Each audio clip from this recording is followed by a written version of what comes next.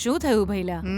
વિજય સાથે વાત કર્યા પછી તે પણ વાત કરવાનું બંધ કરી દીધું? કોઈ નહીં બેના, તું એ ગીતા નોમની બલાને જેવી રીતે ટેકલ કરવાનો પ્રયત્ન કરી રહી છું એ વિશે વિચારી રહ્યો છું. એટલે તું વિજયના મનમાં બદલાની ભાવના જીવતી રાખવાનો પ્રયત્ન કરી રહી છું, એની અંદરની આગને ભડકાઈ રહી છું. એટલું જ નહીં, ગીતાની વાહે તે વિજયને છૂટ્ટો મેલી દીધો છે. ગુરુજીની વાતને તો ભૂલી તો નહીં ગઈ ને બેના? ગીતા તારી દુશ્મન છે, તમારા જન્મો જન્મની દુશ્મની છે. એનો સામનો તો તાર જ કરવાનો છે બેના. એ જ તો કામ હું કરી રહી છું. હા તો તું સામે આય ને બેના. વિજયને ચમ ભડકાઈ રહી છે? તારી પ્રોબ્લેમ તું એના ગળે ચમ બાંધી રહી છે બેના? ગીતા આ ઘરમાં મારી સત્તાને સફળતાને લૂંટવા આવી છે. આ વાત આપણને ગુરુજીના માધ્યમથી ખબર પડી છે. આ વાત હું બધાની સામે ન કહી શકું કે ગીતા મારી દુશ્મન છે. આ ઘરમાં ઘૂસેલી નાગણ મરવી જોઈએ, પછી ભલે ને ગમે તે દંડો મારે. સાચું કહું, ગીતા જેવી આફતને દૂર કરવાની તાકાત ખાલી તારી પાસે જ છે બેના. પણ આ આફત આવી કોના કારણે છે? એટલે ગીતા આ ઘરમાં એન્ટર થઈ શકી એ કોના કારણે પોસિબલ થયું? વિજયને લીધે ને? હા, ગુરુજી એ જ કહેલું અને એ થયું એ ખરું. હવે વિજયના હાથે જેને બહાર કઢાવીશું તો ફરીથી એ કોઈ રસ્તે આ ઘરમાં ક્યારેય નહીં ઘૂસી શકે. એટલે જ વિજયને મેં ગીતા સામે ઊભો કર્યો. આ જ રીતે એમની વચ્ચેની દુશ્મની વધશે, દ્વેષ પણ વધશે. વિજયને?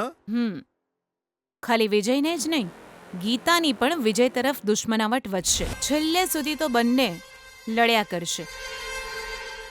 ગીતાની જિંદગી આમાં ને આમાં પૂરી થઈ જશે. મારી સાથેની ગયા જન્મની દુશ્મની એ તો ગીતાના સપનામાં પણ નહીં આવે.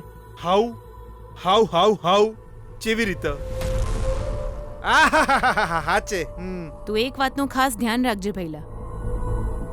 હું પોતે જ મેદાનમાં ઉતરીને ગીતા સાથે લડી રહી છું એવું જ સમજજે. જ્યારે પણ વિજયના મનમાં એના માટે સહાનુભૂતિ જન્મે અને એ બિચારી ગીતાને પસંદ કરવા લાગે, અરે રે, આવું થયું તો બહુ મુશ્કેલી ઊભી થશે બેના. તો ગીતા પરમેનન્ટલી અહીં જ રહી જશે. એટલે જ વિજયને એની પાછળ લગાવ્યો છે. એના મનમાં ક્યારેય ગીતાના વિશે સારા વિચારો ન આવવા જોઈએ. જ્યારે પણ ગીતા એની લાઈફમાંથી જશે તો મારી લાઈફમાંથી પણ જશે. સુપર સતુ બેના, એક તીરમાં બે નિશાન. બહુ ચાલાક છે બેના. આખરે તો મારી જ બેન રહી ને. શું વાત છે ગીતા? ભાઈ, આ કપડાના પીસને ફરીવાર ઉપયોગ કરવાના છો? આ ક્યાં ઉપયોગમાં આવે ગીતા? બેકાર છે, કચરામાં જ જાય છે. આસપાસના લોકો આને સાફ સફાઈ માટે જ લઈ જાય છે. ભાઈ, તો આ કપડાં મને બાંધીને આપી દેશો? અરે લઈ જા, મારું પણ વજન ઓછું થશે. હજુ વધારે છે? જો આગળ જઈને ડાબી બાજુ વળી જજે, ત્યાં એક મસ્જિદ છે, ત્યાં 10-20 ટેલરની દુકાન છે. તું પૂછીશ એમને તો એમની પાસેથી જરૂર મળી જશે. થેન્ક્સ ભાઈ. આખરે તું આ બધાનું કરવાની છે શું? એક સારું કામ કરીશ ભાઈ. જીજુ આઈ જા. બેના જીજુ આઈ જા. અરે એ બધી લલોચતના મુકને, એ બધું પસી કરજે. જીજુ આઈ જશે. અરે આઈનો આઈકન આઈ ને, આ તો નવી નવેલી દુલ્હનની જેમ શરમાઈ રહી છે. તારા જ ધણી છે બેના. વાત કર. જીજુ લીંબુ મોંઘા છે તો તમારા માટે એક ગ્લાસ શરબત લઈ આવશું. અલે એ તું ચાણા આવ્યો. હાય. તમારી મીટિંગ લેટ થઈ કે શું? હા, મીટિંગ કેન્સલ થઈ ગઈ. મારે બીજી મીટિંગ માટે જવાનું છે. વચ્ચે થોડો સમય મળ્યો તો થયું કે ઘરે થઈને જાઉં. બહુ સારું કર્યું તમે. બધા ઘરે જ છે? હા જીજુ, આ ઘર અમાર માટે એક રીતે આ મંદિર જેવું છે. ઓયકણ અમને સુખ, સંતોષ અને બધું મળે છે. ગીતા દેખાતી નથી. હું વાત છે જીજુ, આવતાની હાથે જ ગીતા વિશે પૂછી રહ્યા છો? વિજય ઘરે જ છે ને, એટલે પૂછી રહ્યો છું. વિજય કોલેજ પૂરી કરીને ઘરે આવી ગયો છે, મતલબ ગીતા પણ કોલેજ ખતમ કરીને ઘરે આવી ગઈ હશે ને?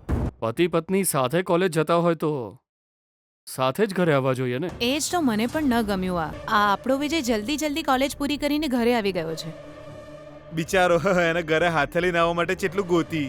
રાહ જોઈને બહુ થાકી ગયો આપણો વિજય. એટલે પછી પાછો આવી ગયો, પણ એ હજુ સુધી નહીં આવી. ફ્રેન્ડ સાથે ક્યાંક ફરવા જતી રહી હોય એવું લાગે છે. લાગે છે કે થોડી વારમાં આવી જશે.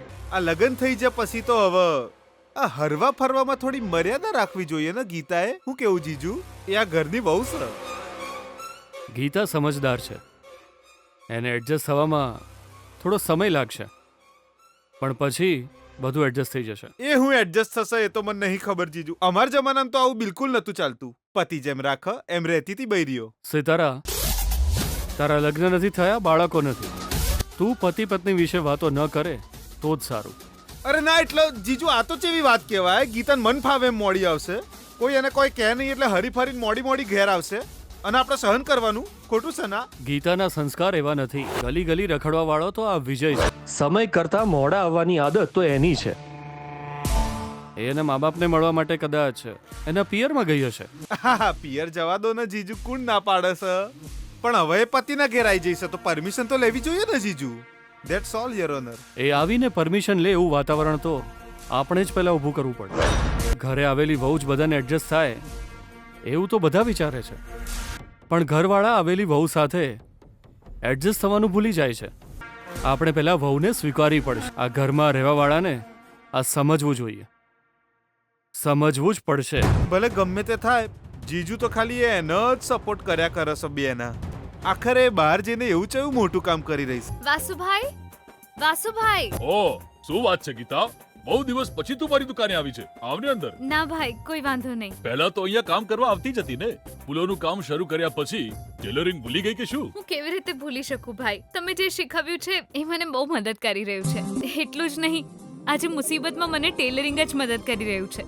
કેવી સમસ્યા છે બોલ ને ગીતા, હું તારી મદદ કરીશ.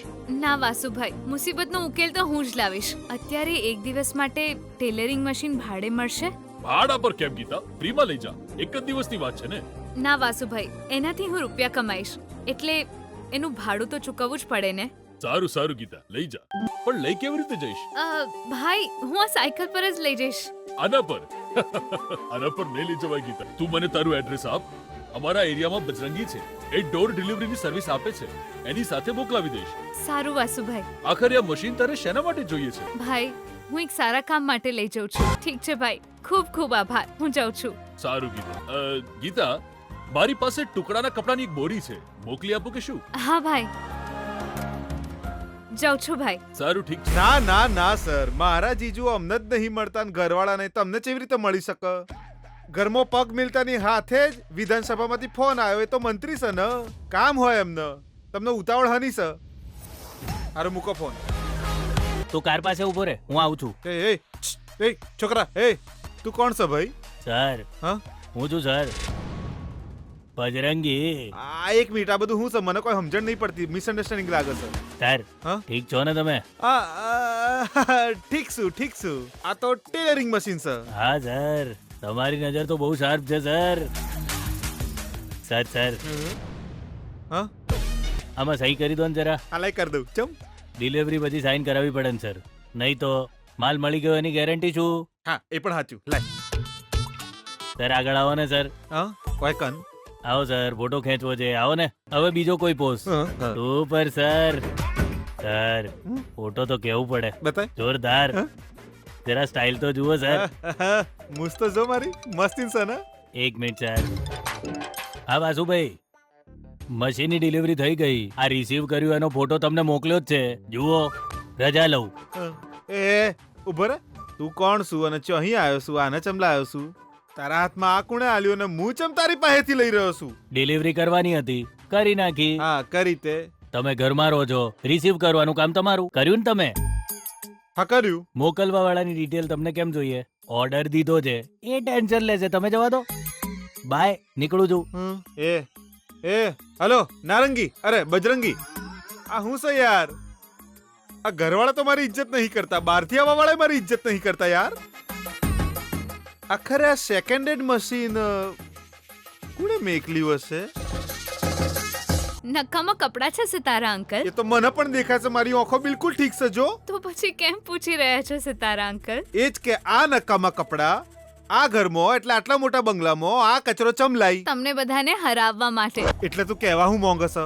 આ કપડાથી જ તમારી બહેન સામે જીત. આ ચિંદી કપડા વડે તું મારી બેનને હરાય એમ? આને સીવીને રેડી કરી વેચીને પૈસા કમાઈશ, કોલેજની ફી ભરીને શરત જીતીશ. એટલે શરત લગાવ્યા પછી પ્રયત્ન તો કરતા રહેવું જોઈએ ને સિતારા અંકલ. એટલે ચેલેન્જ જીતવા માટે તું બેનાના આ બંગલાનો કચરાનો ઢગલો બનાવી દે એમ? કચરો નથી સિતારા અંકલ, કમાણીનું સાધન છે. તારી તો મારા જ ઘરમાં આવીને તું મારા પર હુકમ ચલાવશ? એ કામ તો તમે કરી રહ્યા છો. જી હા. હા, મારો પણ અધિકાર એટલો જ છે. એટલે કે હું આ ઘરનો જ છું. તું ચોરની જેમ આ ઘરમાં પૈણીને આવીશું એમ કહીને ઘૂસી જઈશ. જો સાચા રસ્તે તમે આવ્યા છો તો ખોટા રસ્તે હું આવી છું એવું કેમ કહો છો? ભલે ગમે તે આરોપ લગાવો, હું તો સીધી આ ઘરમાં વહુની જેમ પ્રવેશી છું. મતલબ આ ઘરની વહુ છું એટલે આવી છું. પણ તમે કોણ છો? તમારી બહેન આ ઘરના માલિક સાથે લગ્ન કરીને આવી, એટલે તમે એમની પાછળ કારણ વિના મફતના રોટલા તોડવા આવ્યા છો. એ જો તું શું કરી લેશો? આંખો બંધ કરીને થોડું વિચારી લો. તમે જીજાજી કહીને આગળ પાછળ ફરો છો, ચમચા જેવા નથી લાગતા? પોતાના પગ પર ઊભા ન થઈ શકે એવા આળસુ છો એમ નથી લાગતું? તું મને આળસુ કહી રહી છે? એકવાર અરીસા સામે તમારી જાતને જુઓ. તમારું પ્રતિબિંબ જ તમને તમારી યોગ્યતા સ્પષ્ટ રીતે બતાવી દેશે. આ ઘરમાં તમે બહારવાળા છો, હું તો ઘરવાળી છું. તમારા કરતા વધારે અધિકાર મારો ગણાય. તું એ બધું છોડ. હવે તું શું કરવાની છે એ મને કે. એક મોટો ઓર્ડર મળ્યો છે. આ કપડાથી માસ્ક બનાવીશ અને વેચીશ. 25,000 કમાઈને આ સેમેસ્ટરની ફી ભરીશ અને શરત જીતીશ. અત્યારે તો આ ઘરમાં છું એ સારું થયું, નહીં તો આટલા બધા કપડાં મારા નાના ઘરમાં ક્યાં રાખત? હજુ બીજા 2 ટેમ્પા આવે છે. હે, હું કહ્યું? Don't disturb me Sitara uncle, મારે બહુ કામ છે. કેટલો સમય લાગે છે મમ્માને? મામા ફોન કરીને હેરાન કરે છે. ચલ વિજય, ઘરે જઈએ. મામાનો ફોન છે. એક 5 મિનિટ જો હું ઘરમાં ના હોઉં તો ભૈલાના દિમાગમાં બહુ જ બધા ડાઉટ્સ આવી જાય છે. હેલો, શું છે ભૈલા? બેના, અનર્થ થઈ જશે. તું જલ્દી જ ઘરે આવી જા. જલ્દી આય. હું એક ઇમ્પોર્ટન્ટ મીટિંગ માટે બહાર આવી છું ભૈલા. શું થયું? શું વાત છે? બેના, એ ગીતા તને ચેલેન્જમાં હરાવવા માટે બહુ મોટો પ્લાન કરીને બેઠી છે બેના. અને આપણે તો એની પાસે બીજો કોઈ રસ્તો જ નહીં એવું સમજીને બેઠા છીએ, અને એ તો બીજો કોઈક રસ્તો શોધી જ લેશે બેના. એ જ રસ્તે ચાલી રહી છે અને એ ચેલેન્જમાં જરૂર જીતી જશે એવું લાગે છે બેના. શું કર્યું એણે? એ કોઈ કરશે તો આપણે જઈને એનું કોમ બગાડીશું એવું આપણે વિચારતા હતા, પણ એ તો એને જે કરવું છે એ તો આપણી સામે જ કરી રહી છે બેના, અને ડરાવાથી પણ નહીં ડરતી. હું એને ધમકાવવા જ જોતો, એને મને જ ધમકાઈ દીધો બેના. હવે એણે એવું શું કર્યું છે? હવે હું કહું તને બેના, એ મોઢું બંધ કરીને ચૂપચાપ અહીંથી જતો રહે એવું કહીને. તમે તો બહારથી આવેલા છો, તમારા વચ્ચે કોઈ બોલવાનું જ નહીં એવું કહી દીધું બેના. આવું છું. શું થયું મમ્મા? ગીતા આપણા ઘરે પહોંચી ગઈ છે. તો હવે ઘરે ચાલો. હા, થેન્ક યુ કમળા. એક મિનિટ આ તમારા માટે નથી, મહેનત કરવા વાળા ગીતા મેડમ માટે છે. તારી કોફી તો બહુ જ સરસ છે. Thank you madam. આવ બેના, આવ બેના. અહીંયા ના થવાનું બધું થઈ રહ્યું છે, મારથી તો જોવાતુંય નહીં બેના. આય, બહારના છો તમે બોલજે. આય બેના, ઓય મારાથી તો આ જોવાતુંય નહીં. અહીંયા જો, જરા જો. હવે મારી બેનાએ એન્ટ્રી લઈ લીધી છે. મારી બેનાએ એકવાર મેદાનમાં એન્ટ્રી મારી, સાઉન્ડ પછી ખાલી એનો જ સંભળાશે, બાકી બધાનો